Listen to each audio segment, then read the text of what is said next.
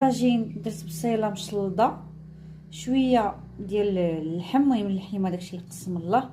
درت واحد الثومه، هذه الثومه شويه كبيره قطعتها، وشويه ديال الزيت، شويه ديال المليحه، وشويه ديال الابزار.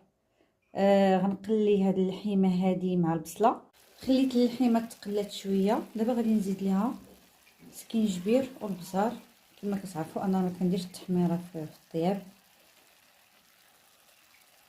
غنخلط عاوتاني وغنضمط هاد اللحيمه طيب. ودابا غنمشي نقي الخضره اللي غندير في الطاجين. عندي واحد شويه ديال الجبانه، البسباس، بطاطا عاديه، وواحد بطاطا حلوه.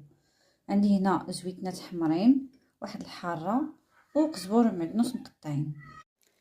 هذا هو الطويجين ديالي ديال اليوم. من بعد ما ستفت فيه الخضيره، البسباس، بطاطا، واحد البطاطا حلوه، جلبانه مع زويتينات الربيع وفليفله. واللحيمه طبعا تقدروا تستعملوا اي لحيمه كاينه عندكم، انا عندي المعزي. دابا غادي نغطيه وغنخليه يطيب على نار مهيله باش هذيك الخضيره كتطلق الماء ديالها، وكيجيني الطاجين بنين، ما كيجيش باسل. حاولي انك ما تجهديش عليه البوطه. نقصي عليه ما امكن وخليه يطيب على خاطر خاطرو.